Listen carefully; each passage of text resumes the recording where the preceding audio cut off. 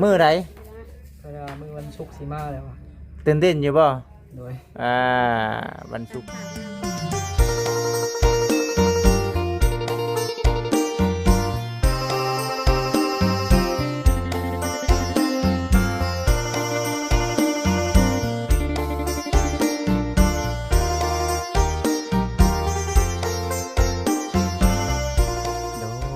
โดยกับทักทายสบายดีเด้อกับสบายดี FC ทุกท่านวันนี้ทางบัจิตเองก็อยู่ที่เฮือนของทางน้องตุ๊กเพิ่นเนาะกับทางน้องไซเนาะวันนี้ทางบัจิตเองก็ถือว่าได้มาถามไทยเนาะสิมาถามไทยในเรื่องของทางน้องๆเพิ่นเนาะพุ่นขนาดพากันเฮ็ดอยู่เฮ็ดกินแล้วทั้งนั้นเอามามื้อสำคัญที่สุดมื้อนี้มาเด้อน้องชายเอาสบายดีน้องเอ้ยสบายดีดูเนาะคือว่าตกลงเป็นที่เรียบร้อยแล้วบัดนี้โดยผู้รักผู้ใหญ่เพิ่นได้บอกได้ว่าเป็นที่เรียบร้อยแล้วเนาะโดยมาเจ้าสาวเฮาบัดนี้ก็ได้เด้อเนาะเอาสบายดีน้องตุ๊กสบายดีมื้อใดเวลามือวันศุกร์สิมาแล้วอ่ะตื่นเต้นอยู่บ่โดยวันศุกร์ฝากมานี่ทั้งน้องสองคนสบายดีเด้อล่ะแม่นเจ้าบ่าวเจ้าสาวนั่งเฮียงกันสลอยอยู่ วันศุกร์สิมาเนาะคือวันศุกร์สิมานี่แม่นเรื่องของน้องเพิ่นมานี่เนาะโดยตัวที่เรื่องเมื่อกี้นี่คือว่าจบไปแล้วเนาะถือว่าใกล้เกลี่ยกันเรียบร้อยแล้วเพราะว่าผมกินนี่นะเป็นชิว่าจังได๋เนาะเป็นเรื่องของทางน้องไร่กับน้องเต๋นำแน่โดยว่าเพิ่นเฒ่าแก่พอใจที่ว่าเมื่ออะไรพอครอบไว้เพิ่นมันก็เลยทำให้เพิ่นมาว่ามาไกลเกลี่ยกันโดยปรับใหม่แล้วบ่เฮ็ดจังได๋ซั่นฮิตคองเพิ่นได้ปรับใหม่บ่บัดนี้ใหม่แล้วเนาะใหม่แล้วเพราะว่าน้องเขาโอ้โหกันผู้ใหญ่เพิ่นเว้ากันน้องใหม่ได้ว่าขึ้นทางผู้ใหญ่เพิ่นเนาะโดยเอาอันนี้คันเฮาสิว่าโอ้ยเฮ็ดไปซังพี่น้องเอ้ยเนาะเรื่องแบบนี้นะย่าเขาได้เขาไปแล้วก็ได้มันบัดบ่ได้เขาเจ้าเฮ็ดตั้งแต่ใดมาโดยเป็นบ้านฮิตคองคันเฮาสิไปดึกไปล้างก็บ่ได้อีกฮิตคองบ้านเขาเนาะบ่ได้เด้อยู่ว่าอันผัวเมียว่าย่าแล้วเนาะแต่ผู้ใหญ่เพิ่นบ่ย่าพี่น้องผู้ใหญ่บ่ย่าได้ซั่นเพิ่นก็คุมลูกบ้านบ่ได้ถ้าเฮ็ดแบบนั้นบ่ได้นะบ่จิตสิว่าก็เป็นอีกหลักการนึงที่ทั้งในบ้านเพิ่นเฮ็ดไว้เพื่อบ่อยากให้ทั้งผัวเมียปะกันนั่นแหละนั่นแหละให้ย่านกับการปรับใหม่ซะเป็นแบบนั้นเนาะยกตัวอย่างแม่บ่อยากให้ผู้ใดมาเฮ็ดเนาะถ้าว่าง่ายมันก็หลายคนมันก็สิง่ายแม่เห็นแล้วมันก็หลายคนมันก็สิเอาแบบตัวอย่างบ่ได้บัดนี้แม่นบ่ต้องแม่นยากแน่แม่นบ่น้องตุ๊กแม่นว่าเพิ่นเว้านะเจ้าเข้าใจผิดคนเดียวเจ้าได้มื้อนี้มื้อนี้เจ้าเข้าใจผิดผู้เดียวเจ้าเลยมื้อนี้นะบ่มีใครเข้าใจเจ้าเลยมื้อนี้ก็คิดอยู่ได้ดังเฮาก็คิดอยู่เจ้าเว้าเองเลยมื้อนี้เอาเองหยังเอาเองมาขอแล้วเพิ่นว่ามาขอเพิ่นนี่บ่เป็นหยังน้องตุ๊กกับไผก็เข้าใจนั่นคือกันเนาะคิดว่าแม่นบ่ผิดกันเบิดนะมื้อนี้นะเพิ่นว่าโอ้น้องว่าสิมาขอทางพ่อน้องเพิ่นเว้าเพิ่นมาที่แรกเพิ่นว่าสิให้มื้อวันพุธให้ท่านพุธสิมาค่าดองอันคันคอน่ะ2ล้านหาหมู่ตัวนึงเพิ่นน่ะแต่ว่าภายนอกยังบ่ทันเลื่อนไปมื้อวันศุกร์ยังก็เก็บยังบ่ทันโดยก็เลยตกลงกันว่ามื้อวันศุกร์สิมานี้วันศุกร์สิมาฮอดก็นี่คือเป๊ะเนาะครับมื้อนี้ก็วันอาทิตย์เนาะอีก5มื้อโดยแต่ว่าอยู่มันคือมาสู่ขออยู่เฮือนเจ้าว้าวว่ะFC เพิ่นก็เว้าอยู่ได้พวกที่คำขอต้องไผใช้เนาะไผใช้มื้อมาเฮือนมันยิ่งเนี่ยมันบ่คือปานใดแต่นี่คือการเข้าใจผิดนั่นล่ะเนาะโดยต้องแล้วบัดนี้ถูกต้องอันนี้คือเพิ่นมาไกลเกลี่ยน้องไร่กับน้องแต่ชื่อเกี่ยวกับทั้งน้องตุ๊กกับน้องนี่เพิ่นชื่อหยังก็น้องชัยบ่ได้มาเฮิงจะลืมชื่อพี่น้องเนาะมีแต่ทั้งน้อง2คนก็คือไอ้ว่าแล้วบาดนี้เด้อพังเอาประเภทพวกของทั้งไอ้เอื้อยเพิ่น มันเกิดปัญหาขึ้นแบบนี้เนี่ยบ่อยากให้ทั้งสองคนเป็นในนั้นเนาะ โดย มันเป็นมาแบบนี้เนี่ยป้าโตเห็นบ่วุ่นวายเลยครอบครัวเฮามันบ่ได้เฮ็ดการเฮ็ดงานหยังเลยเห็นบ่ โดยพักงาน ผักงานเลยมันวุ่นกันได้ซะ เพิ่นสิไปเรียกยังบ่แล้วเนาะ แม่น มันคุยกันบ่แล้วมันแบบเป็นมันยากเลยบัดนี้ มีแต่คอยเว้าคอยจากันนั่นแหละให้กันผิดกันก็คอยเว้าคอยจากันไปเนาะเพราะว่าให้คิดเห็นข้อปรุงมัดเนาะของทางผู้รักผู้ใหญ่เพิ่นเด้อน้องทั้งสองเด้อเนาะ แต่ว่าคิดมาแล้วก็เฮาแบบบ่มีอันเงินค้ำเสียให้เพิ่นเนาะ เอาฝ่ายชายผิดก็พูดแล้ว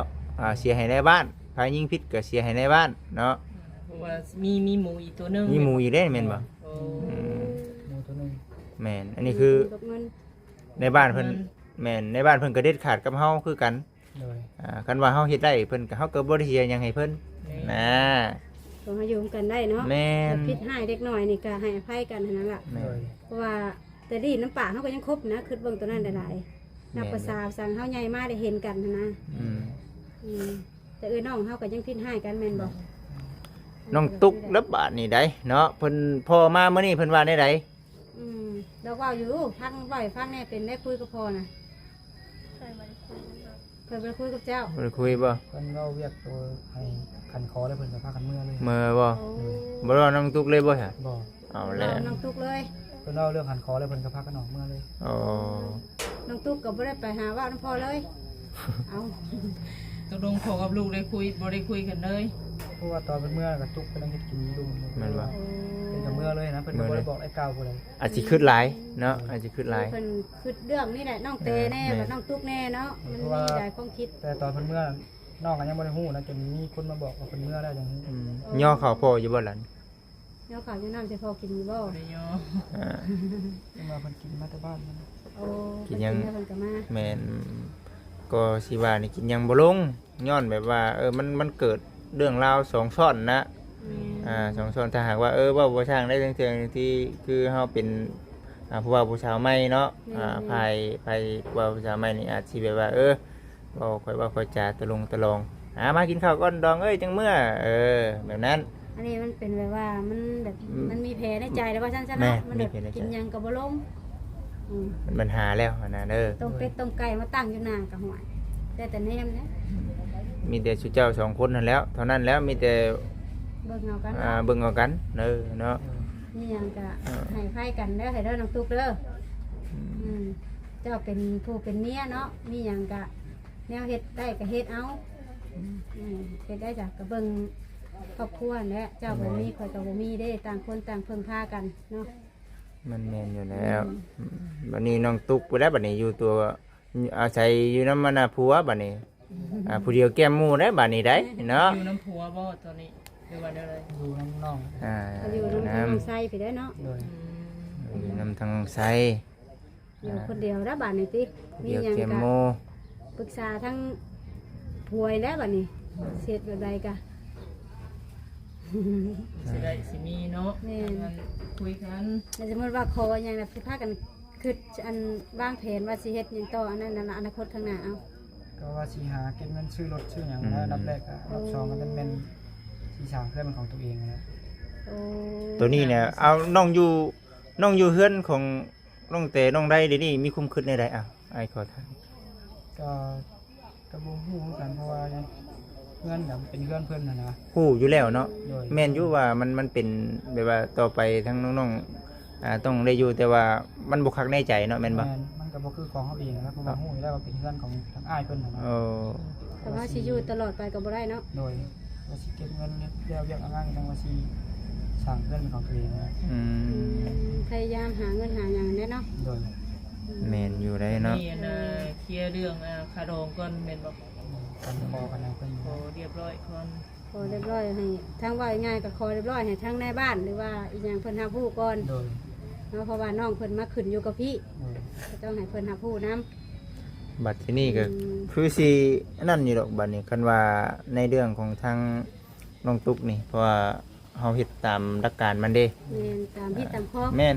เพราะว่าเฮาเอาผู้รักผู้ใหญ่ทั้งบ้านเฮาไปทั้งนั้นก็ต้องผู้รักผู้ใหญ่ทั้งนั้นรับรู้คือกัน โดย เวลาเป็นหันเป็นนี่เพิ่นก็หาพูดกันเบิดนี่เนาะ มันสิได้คุยกันตกแตกกันไว โดย อันนี้มันบ่ไวย้อนเขาเจ้าบ่จักแน่หั่นแหละเนาะเพราะว่าเรื่องของน้องไร่กับน้องเตนี่บ่มีไผจักเพราะว่าแม่เพิ่นมาบ่หาพูดนํเนาะ แม่ ที่ว่าน้องเพิ่นอยู่กัน4 ปีปลายบ่ โดย เกือบ5 ปีเนาะ แม่ เดี๋ยวบ่ได้ครูเจ้าได้อยู่กันเนาะจักปีได้ซะบัดนี้ 7 เดือน 8 เดือนนี่นะ 7-8 เดือนแล้ว โดย 7 เดือน 8 เดือน เนาะ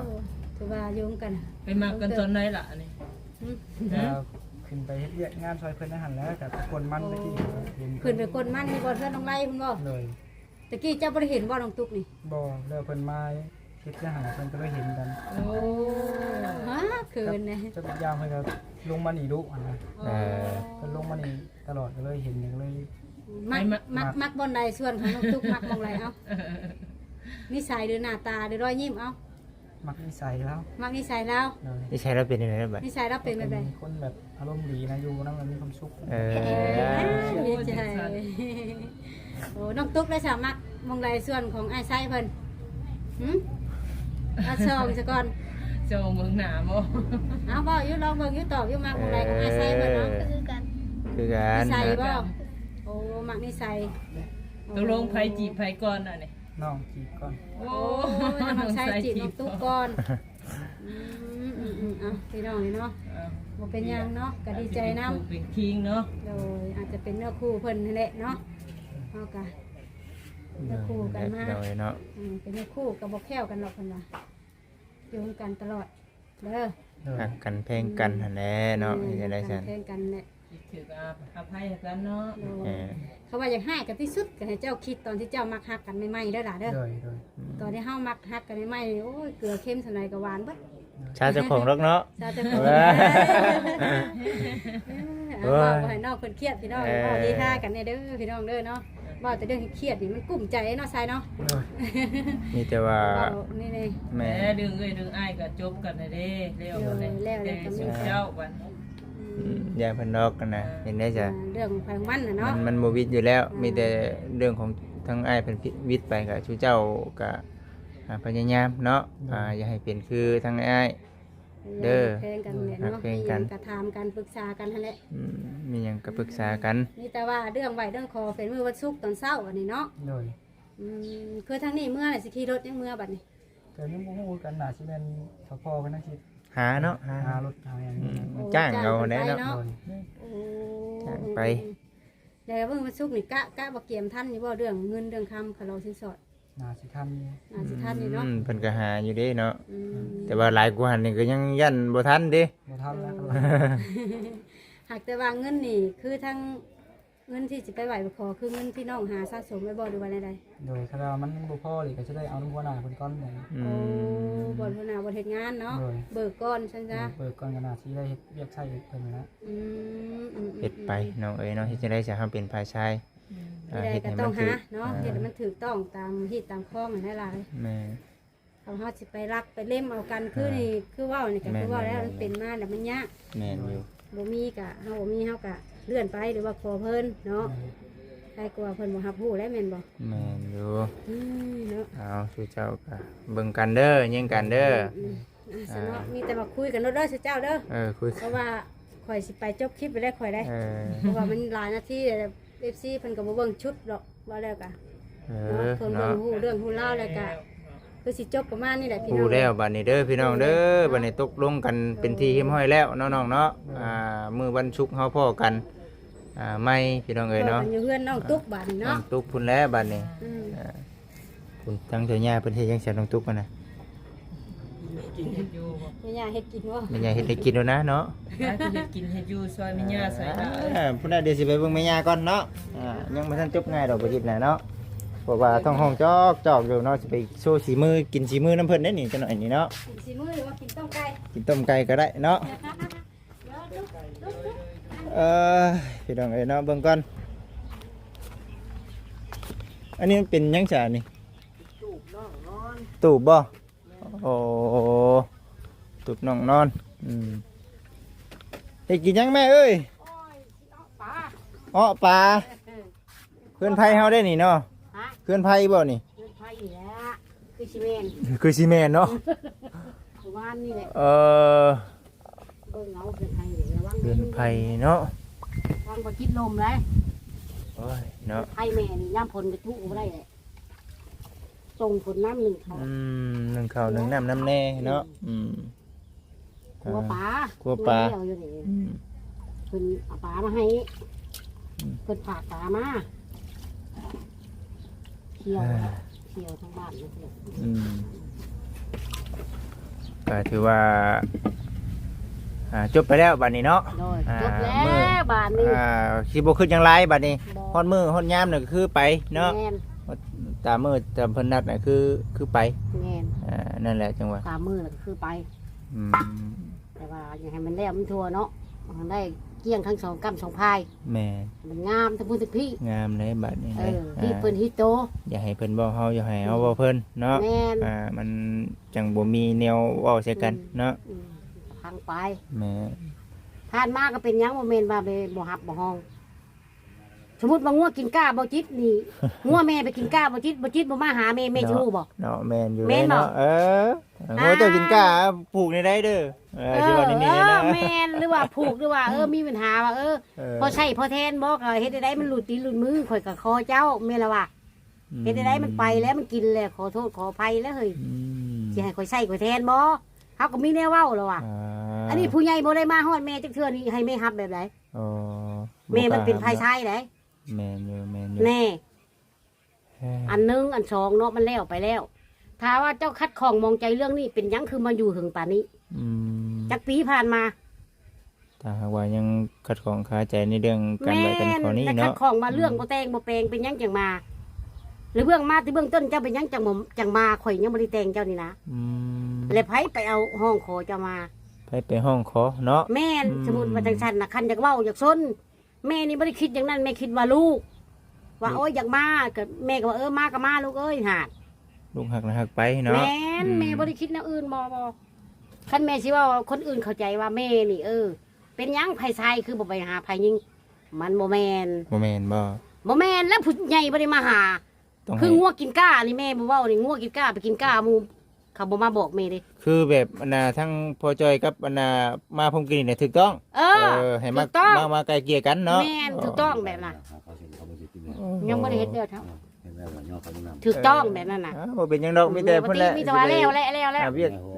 ข้างนอกเพิ่นแหละ บ่จิตพังซื้อผู้บางคนก็14ก็บ่เข้าใจเนาะเอาเป็นหยังไผชายคือบ่ไปหาไผยิงมันบ่แม่น บ่แม่นในนั้น คือมาหามื้อนี้ก็แบบว่าผู้ใหญ่เพิ่นมาทักทายกัน อ๋อ เอาแบบใดมื้อใดวันใด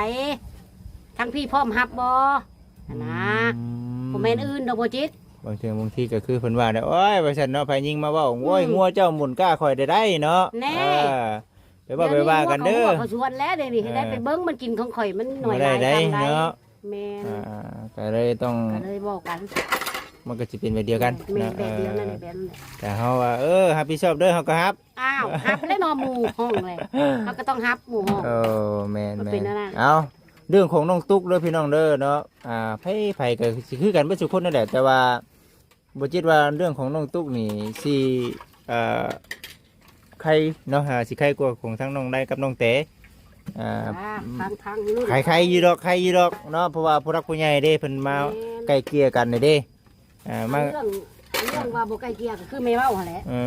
ผ่านมาไผก็บ่ได้มาหาเพิ่นว่า แม่น ทางผู้ใหญ่เพิ่นมาเนาะทางป้าเพิ่นเองนะเอื้อยของแม่เพิ่นน่ะเพิ่นก็มาเลยเฮือนแม่แล้วแม่ก็เลยว่าดองเอ้ยลูกหลานเฮานี่น่ะเฮ็ดได้เฮาสิบ่ห้องบ่ขอบ่เฮ็ดกูโคโตเพนน้อยให้เขาบ่ได้บ่ดองบ่ได้แล้วว่าเฮาบ่เฮ็ดได้เฮาบ่ฮับ เพิ่นบ่รับเนาะ แม่นแต่ว่าเรื่องพ่อก็จะเลยเซยสืบตะลึดปืดปึ้งไปเลย ไปเลยเนาะ ไปเลยบ่ได้มาหาแก้วดองหยังเลยใช้แม่คนแบบใดแม่เว้าแม่ก็รอพัง เอาเป็นภาษาเฮาต้องรอพังเนาะ เอ้าคิดว่าเสียเงินเจ้าจะเสียบ่แหละ แม่นอยู่ได้ อ้าว เนาะเหตุผลของ ห จัง มู่มาหาเขาก็ยาแล้วงัวกินก้าจะกวดก็ยาแล้วเจ้าของเขาบ่มาบอก แสดงว่าบ่เป็นหยังดิ แสดงว่าบ่มีปัญหา กินรถดิ กินรถเขาบ่ได้ว่าหาบ่มีเรื่องหยังดอก จบ เนาะเอาบัดนี้ก็ได้ คือสีนั่นแหละพี่น้องเอ้ยเนาะบัดนี้ก็มีแต่ว่าจะพาเว้าจะพาว่ากันเด้อพี่น้อง ไปเว้า ก็ ปกตินะนั่น แม่นเพราะว่า1มานี่คือเพิ่นสิเฮ็ด ปัจจุบันนี้เพิ่นเฮ็ดให้มันถูกตามกฎระเบียบฮิตของบ้านเมืองเฮาบางสิ่งบางอย่างบางถ้อยคำก็สิมีคำบอกคำจาแน่เนาะ คำจาแน่แล้ว แต่ว่าจบด้วยดีเด้อพี่น้องเด้อบ่แม่นว่าเครียดชังให้ชังกันได้แม่นพี่จะไกลเกลี่ยกันให้มันเข้าใจเนาะเฮาเองก็เลยว่าเอ้ามื้อวันศุกร์เนาะพอกันตอนเช้าอยู่ที่บ้านพุ่นแหละลงมาเงียวพุ่นแหละเนาะบ้านลงมาเงียวพุ่นแหละพอกันอยู่พุ่นเนาะมีแต่ว่าจังใดก็สิรอเบิ่งข่าวเด้อสิได้สาเนาะในเมืองครอบครัวเฮาฮู้ตั้งแต่ใดมาได้สาเนาะมีแต่สิถ่ายคลิปนี้ได้ให้กับ FC ได้เบิ่งได้ชมเนาะอธิบายเนาะ แม่ เพื่อบ่ให้เพิ่นของใจ จังได๋ติทั้งนี้แน่เนาะติทั้งนั้นแน่แหละเนาะเฮ็ดจังได๋สาครอบครัวเฮามันเป็นอันนี้เด้